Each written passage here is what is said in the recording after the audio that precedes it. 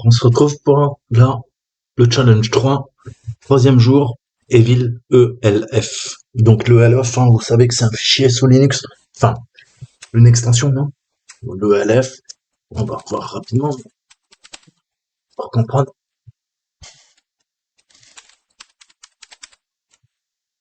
Okay. C'est l'executable linkable format.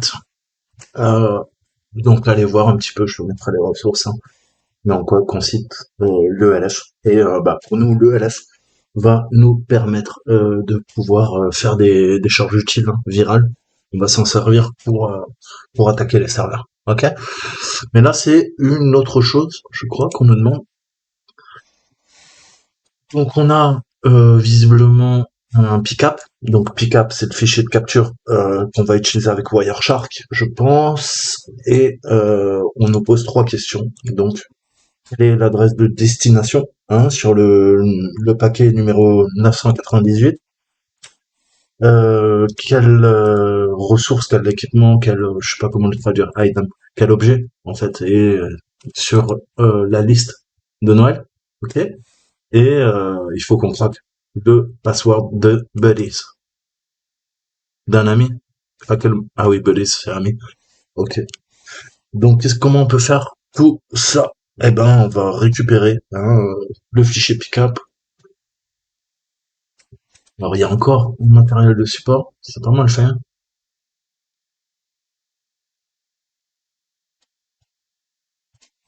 Ok, donc c'est assez court, on va le faire ensemble. On va voir ça. Je vais vous reparler de Wireshark. Je vous referai un cours sur le modèle OSI, parce qu'il va falloir connaître. Et si vous connaissez rien au réseau, ça va être très compliqué de vous lancer dans le hacking. Mais revoyons un peu les bases, ok? En fait, avec les bons droits, hein, n'importe qui peut charger un programme comme Wireshark et à sniffer les paquets, hein, sur le réseau, ok? Donc c'est au très bas niveau, ok. Et c'est au niveau des trames IP. Comment la frame est formée, ok. Une frame, c'est une trame, ok. Les trames IP, c'est quand on parle en très bas niveau. Et vous savez que il y a des paquets. Ces paquets sont empaquetés dans des trames IP. Et on a différentes couches au niveau du modèle OSI. On a différentes couches au niveau du modèle TCP, ok. TCP/IP. Donc en gros, ça va nous permettre de voir tous les paquets qui ont transité sur le réseau, de les analyser et de voir en gros sur la machine, hein, qu'est-ce qu'elle a envoyé, qu'est-ce qu'elle a reçu. Donc on peut sniffer le réseau, c'est ce qu'on appelle une attaque de l'homme du milieu. Ok, ces outils Wireshark ou d'autres, Wireshark est le plus connu et le plus fonctionnel, permettent d'auditer en fait, hein, de voir un petit peu ce qui se passe sur le réseau. Vous pouvez voir comment réagit votre application web, par exemple. Ça permet aussi d'étudier le réseau, les performances du réseau, hein, et voir éventuellement si on n'a pas des goulets d'étranglement ou une saturation de la bande passante. En tout cas, ça permet de faire plein de tâches d'administration, de supervision. Donc ça, c'est pas malicieux. Mais malheureusement, cet outil peut être utilisé à des fins malicieuses et là, il pourra capter l'ensemble des informations, des mots de passe qui sont passés en clair, des trames IP, on pourra les récupérer sur n'importe quel protocole, n'importe quel port, toutes les informations. Ok, est-ce que le trafic est passé par un switch ou un hub? Ok, et grosso modo, comprendre, hein, en termes de routage, de routing, qu'est-ce qui s'est passé sur la machine. Ok, donc les paquets sont envoyés. S'ils sont chiffrés, il va falloir casser le chiffrement si vous êtes assez bon. Sinon, si c'est en clair, vous savez que malheureusement, on pourra tout récupérer. Vos mots de passe, vos comptes de la banque, etc., etc. Je vous rassure, maintenant vous utilisez le port 443, le HTTPS, donc tout est chiffré. Ok, mais il existe encore certains sites où, malheureusement, soit le protocole est désuet. Je peux vous parler de Telnet, ok, qui va transférer des données en texte clair, hein, le HTTP, port 80, il le fait également, et toutes ces données vont pouvoir être extraites par un acteur malicieux. À l'inverse, si c'est chiffré, ça va considérablement, voire complètement annihiler les capacités d'audit, de sniffing euh, de l'adversaire. Ok. Après, si on parle d'agences de renseignement, eux ils s'en foutent. Vous inquiétez pas, ils ont accès à tout. C'est les rois du pétrole. Ok. Donc un paquet, c'est une forme ça consiste en fait, hein, c'est le contrôle de l'information et des données utilisateurs. Ok? On appelle ça un payload. Ok? Donc vous voyez quand je vous parle de payload, encore une fois, même le payload, la charge utile, une charge utile, c'est dérivé d'ailleurs de la sémantique militaire. Ok? Parce qu'on parle de charge utile dans le secteur militaire. Je vous donne un exemple, un avion peut porter tant de tonnes sous ses ailes de charge utile. Maintenant, la charge utile, exactement pour faire l'analogie avec l'informatique, cette charge utile, ça peut être éventuellement des réservoirs, ok, qui vont permettre d'accroître l'autonomie de l'aéronef. Dans ce cas-là, il n'y a rien de malicieux, ok. Oui, c'est pas voué à tuer des gens, ok, à faire une attaque militaire. Par contre, si je remplace la charge utile par une bombe, vous comprenez bien que c'est pas la même utilisation. La bombe va tuer. Le réservoir va alimenter les moteurs de l'avion en carburant. Ok? Donc, les deux sont des charges utiles, mais il y a une charge utile qui tue, et il y a une charge utile qui rend service. Et ben, c'est pareil en informatique. Vous avez des charges utiles qui rendent des services, des payloads non malicieux, et vous avez également des payloads malicieux. À chaque fois que je vous parle de charge utile, je sous-entends charge utile virale. Ok?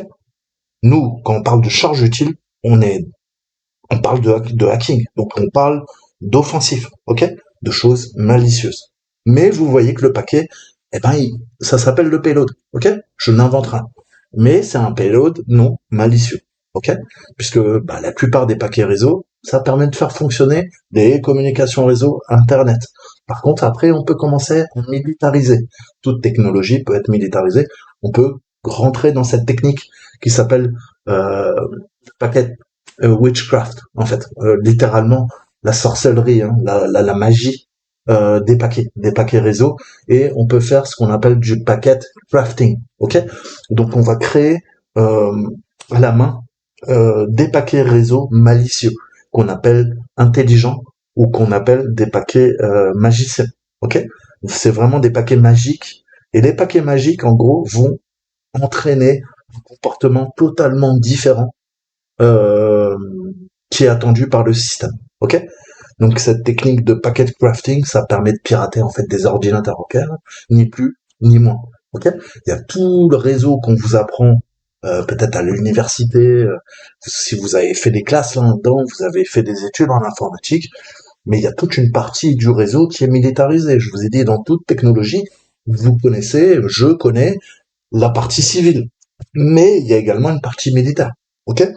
Et ça, il faut travailler soit dans le secteur militaire, soit s'intéresser au monde militaire, du renseignement, pour comprendre que, et oui, il y a toute une partie, ce qu'on appelle hacking, je le répète, ce qu'on appelle hacking, c'est de l'informatique militarisée, ni plus ni moins. Revenons à nos moutons. Hacker, protocole et port. Le protocole, maintenant, je vous en parle énormément. Qu'est-ce qu'un protocole? En fait, c'est une sorte de règle à suivre, en fait, au niveau du réseau. Et ça va permettre le bon fonctionnement, ce qu'on appelle en réseau l'interopérabilité. C'est-à-dire que peu importe l'équipement hardware, les machines vont pouvoir communiquer sur le réseau grâce à des protocoles. HTTP en fait partie. Ok? Et vous savez que c'est la sainte trinité, hein. Adresse IP, protocole fort. Ok? IPP. C'est-à-dire, si j'ai besoin de communiquer, deux machines ont besoin d'une adresse IP. Ok? Alors après, vous savez que il va y avoir peut-être aussi une adresse MAC si ça passe par le Wi-Fi, etc., etc. Ou pas d'ailleurs, hein, parce qu'on peut se servir du couple à la fois adresse IP, adresse MAC. Mais quoi qu'il en soit, hein, vraiment pour connecter une machine, il nous faut quoi? Il nous faut connaître l'adresse IP, il nous faut connaître le protocole utilisé, il nous faut connaître le port. Ok?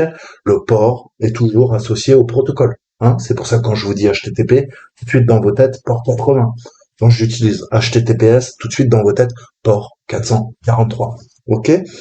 Donc le port, revenons au port, c'est un nombre qui identifie d'un côté toutes les connexions qui sont établies entre deux ordinateurs, ok? Et ça va permettre de savoir à l'ordinateur à quel port il doit se connecter, ok? Au niveau applicatif, au niveau des processus, comment le message va être délivré grâce à un protocole et un port. Et la communication s'effectue via une adresse IP. Ok?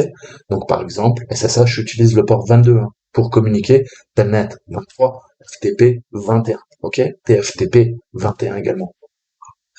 Donc, si on utilise Wireshark, qui est quoi? Wireshark, en fait, c'est un analyseur de paquets réseau qui est libre et en source ouverte, en open source. Et ça permet de récupérer quoi? Des fichiers PICAP. Je vous en parle tout le temps. Les PICAPs, c'est l'extension pour les fichiers réseau. Ok? Très souvent, on l'ouvre avec Wireshark. Vous n'êtes pas obligé d'utiliser Wireshark. Vous pouvez utiliser T-Shark. Enfin, bon, bref, quoi qu'il en soit, ces fichiers, c'est quoi? C'est des, comment on appelle ça? Des snapshots, en fait, des images qui ont été créées et sur une durée, eh ben, ça a analysé tout le réseau. Ok? Donc, on va l'ouvrir, on va voir différentes colonnes. Vous allez voir no. No, c'est quoi? C'est number. Ok? C'est l'abréviation. Et donc, c'est le nombre. Enfin, le paquet, le nombre du paquet. Là, la preuve en est, qu'est-ce qu'il nous demande? Il nous demande d'aller voir le paquet 999 ou 998. Donc, c'est ça qu'on va regarder. Time. Time, c'est le temps. Le temps, à quelle date, en fait, le paquet a été sniffé. Sniffé, ça n'a rien à voir avec la drogue.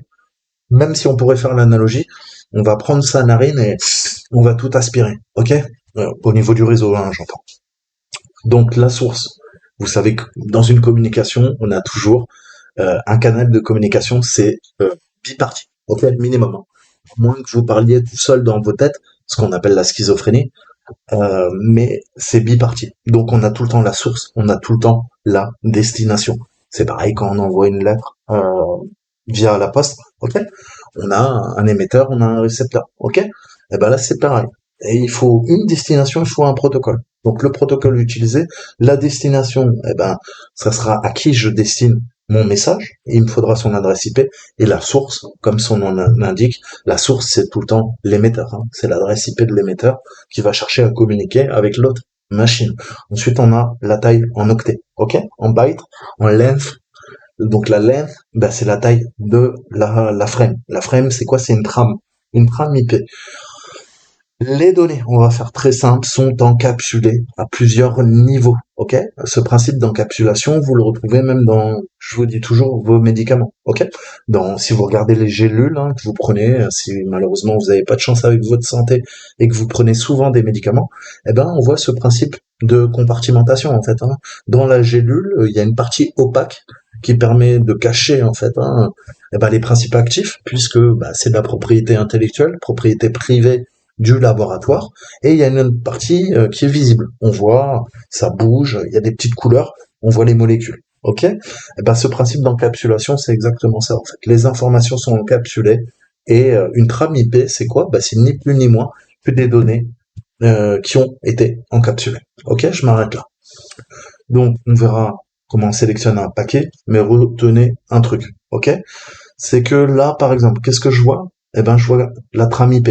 Je vois sa taille, ok, 672 bits, 84 bytes, ok, capturé.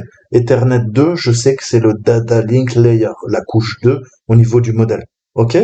L'Internet Protocol, je sais que c'est la couche 3, c'est IPv4, ok, on utilise IPv4. On a bien les adresses, enfin là, c'est des adresses en IPv6, c'est pas des adresses en IPv4.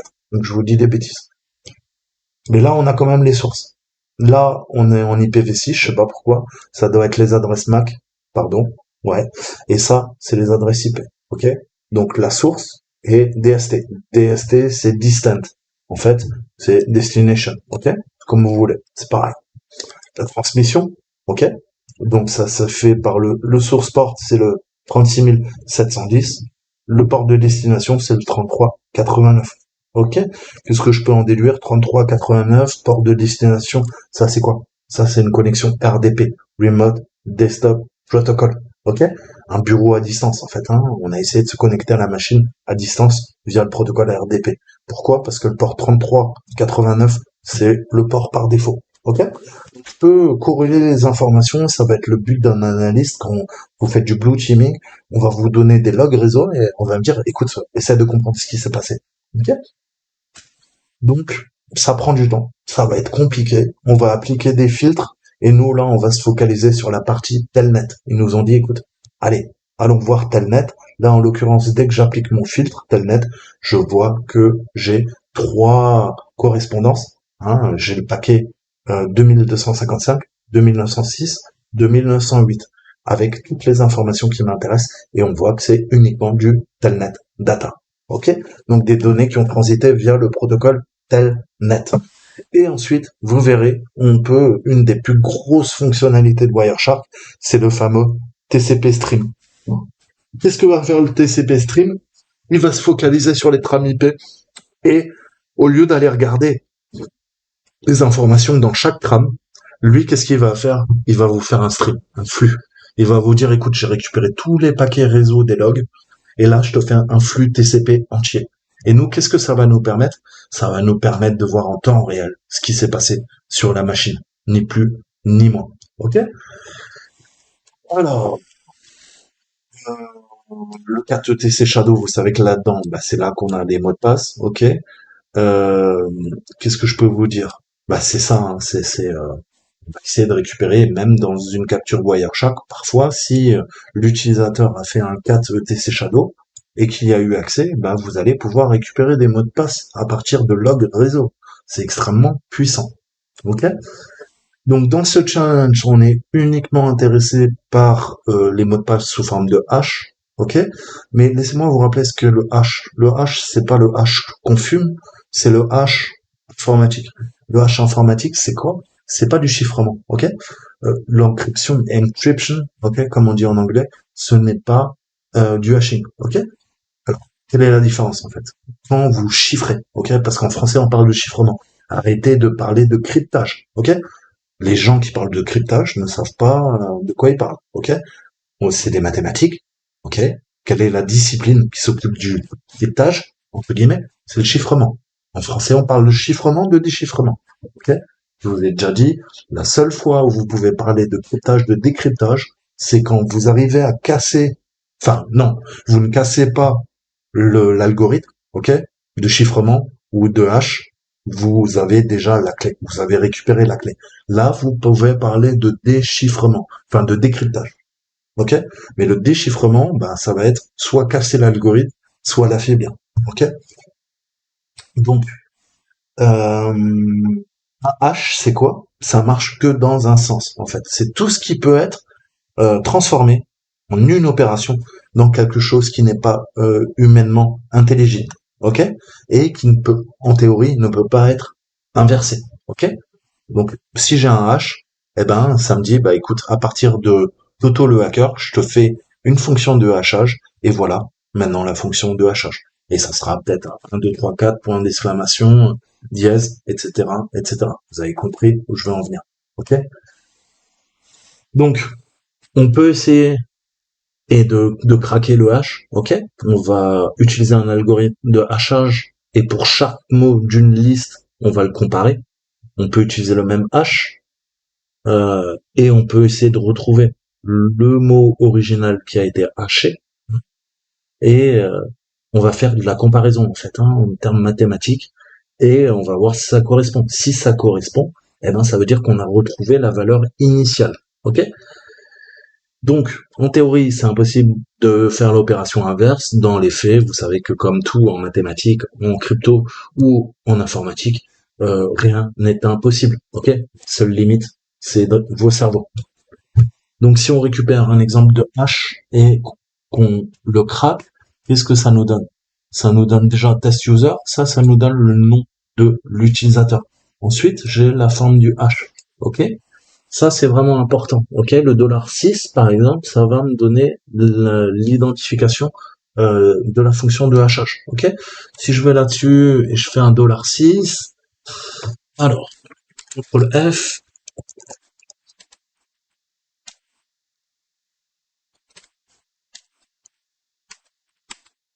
ok, le $6, c'est quoi? C'est du Blowfish, en fait, hein. C'est le SHA-512 script, ok?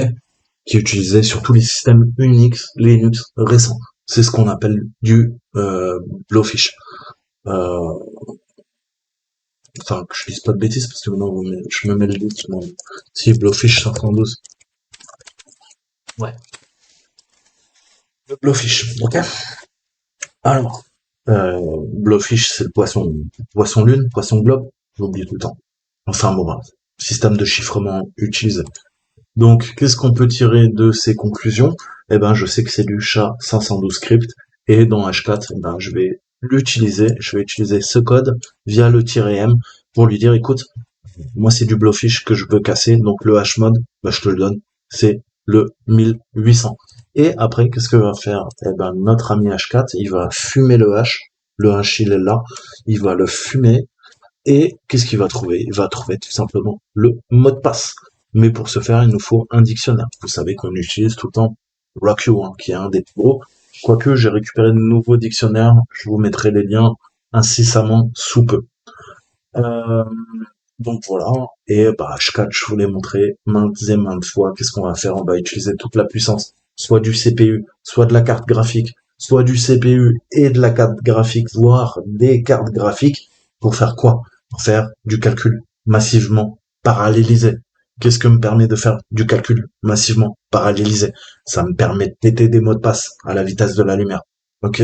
J'ai de puissance de calcul, j'ai des flops, hein, ben, on parle plus de flops, maintenant on est en, mais plus j'ai des milliards d'opérations à la seconde, plus je peux parcourir mon dictionnaire, tester les possibilités. Et une bonne machine, vous savez que c'est, aujourd'hui on est à, ça dépend des algorithmes, mais on est au minimum à 500, 600 000 tests par seconde. Ok, et on peut monter à 20 millions, 30 millions sur un bon PC à 2-3 000 euros. Si vous avez un serveur, un centre de données, ok, que vous déportez tous les calculs sur plein de machines, vous pouvez tester des milliards et des milliards et des milliards et des milliards d'opérations à la seconde. Ok, donc c'est ce que fait la NSA, ni plus ni moins. Donc voilà, voilà le principe. Maintenant, bah, on va passer à la pratique. C'est bien beau de blablater, faut savoir comment faire. Donc premier truc, on va analyser bah, notre pick-up, ok, et on va voir notre réseau et on va essayer de corréler les informations. Donc open, vous voyez, par défaut, il me demande Open Wireshark, je lui dis oui. Et qu'est-ce qu'il faut qu'on trouve? Il faut qu'on trouve le 998. Ok, donc je l'ouvre. Qu'est-ce qui se passe? Eh ben là, je lui dis, écoute Coco, t'es gentil, il y en a combien? On va choper le 998, pas de problème.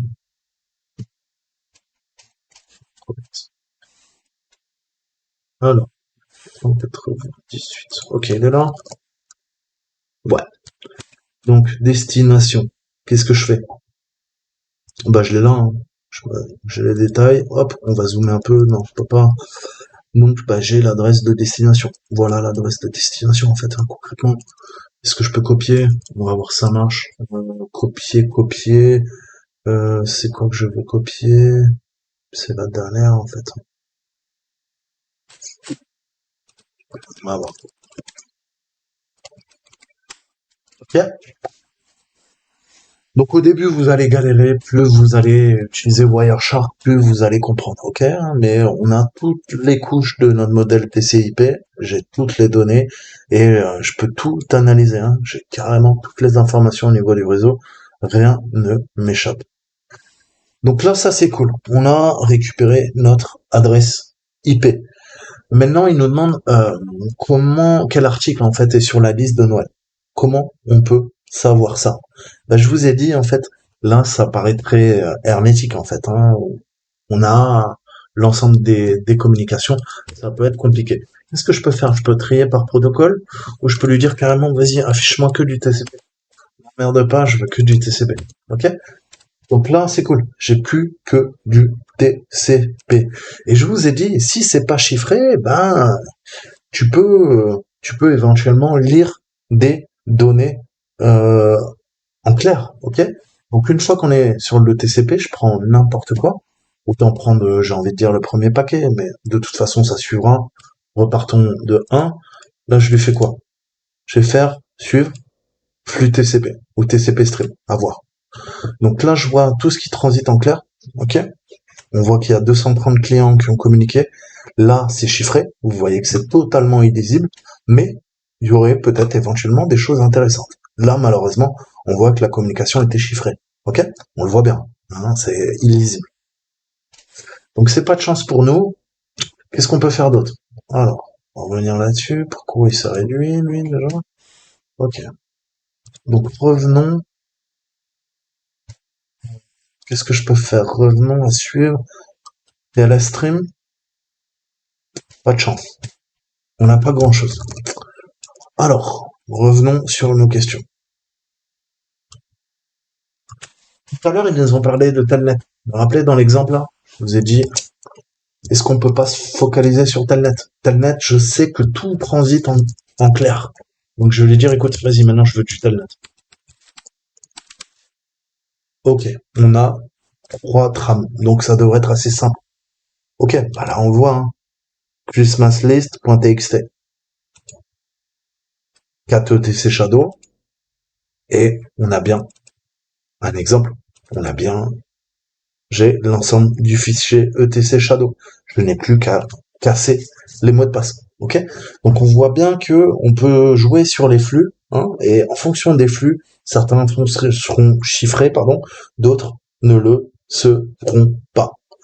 Donc, répondons aux questions. Je lui ai demandé de suivre le flux, ça sera plus simple pour nous. TCP, voilà. On voit exactement tout ce qu'a fait l'utilisateur. Il a fait echo PS4, il a écrit PS4 dans Christmas List. Donc qu'est-ce qu'il veut? Il veut une PlayStation 4 pour Noël. C'est ce que j'en déduis.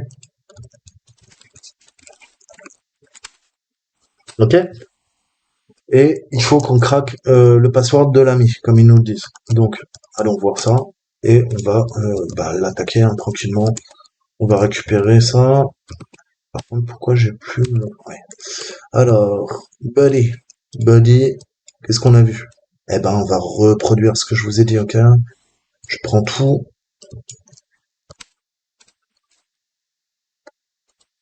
Voilà. Est-ce que j'ai encore name.h? N-T-H. Ouais, je l'ai. Alors, je veux quoi? Je veux du texte. Je veux dire ça. Est-ce qu'il me le trouve? No hash found. Donc là, on a un problème. Il est mal formaté. Si je fais ça, qu'est-ce qui se passe? No hash found. Si je fais ça, no hash found. Donc il y a vraiment un problème. Il faut que je le formate bien. Sinon, je vais pas pouvoir l'utiliser pour faire mon attaque de brute force. Qu'est-ce que je dois faire? Qu'est-ce qu'il nous disait? Donc là, j'en ai plus besoin. Toi, tu peux dégager. Qu'est-ce qu'il nous disait à ce niveau-là?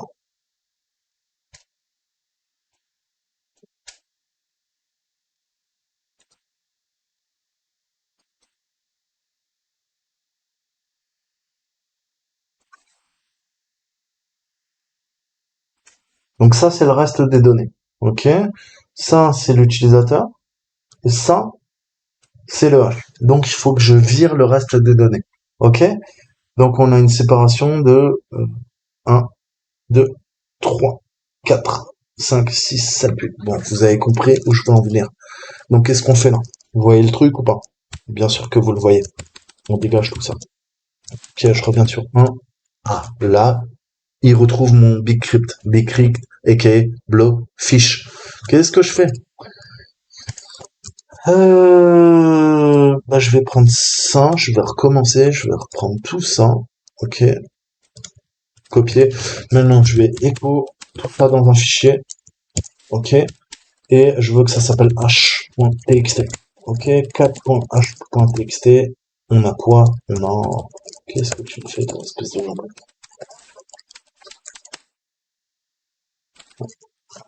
Qu'est-ce qu'il m'a fait? J'ai oublié la redirection. Je suis vraiment un blaireau, mais ça vous le savez. Ok. Donc maintenant, on va venir craquer. Qu'est-ce qu'on a vu? On a vu que c'est le $6, c'est quoi? C'est 1800, hein. On a dit de mémoire. C'est 1800. Ok? Donc, qu'est-ce que je vais faire? Je vais utiliser maintenant, ce qu'on a récupéré dans le TC Shadow. Vous savez qu'il y a l'ensemble des mots de passe sous forme de hash. Qu'est-ce que je vais faire? Je vais casser le hash. Comment on va faire ça? Je vais lancer H4. Je vais lui donner le fichier h.txt que je veux craquer, et je vais me servir de quoi? Je vais me servir de ma liste Rockio. On va pas se prendre la tête comme d'habitude. Et comme on sait que c'est le $6, ok, eh ben on sait que c'est du chat 512 crypt, ok? Il a plusieurs noms, comme je vous le disais. On a quoi? On a du big crypt ou du blowfish. Mais c'est le même, c'est juste des noms qui diffèrent, ok? Retenez big crypt, ça sera plus simple pour vous. Donc, qu'est-ce que je fais? Je 4, ok? 18 200? Non, non, pas bon. 18 000. Ok? Qu'est-ce que je veux? Craquer h.txt, qui est dans mon répertoire. Et je veux quoi? Je veux récupérer euh, word list, mm, mm, word list, rock. Parti, on lance l'attaque par dictionnaire, séparateur unmatch. Donc là, j'ai un problème au niveau de fichier. Séparateur unmatched. Pourquoi ça? Pourquoi ça? Pourquoi ça?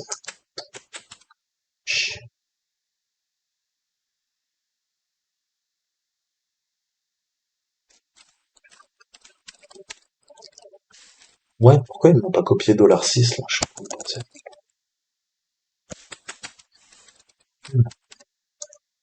Ça, il me le prend pas. Et tu veux l'autre.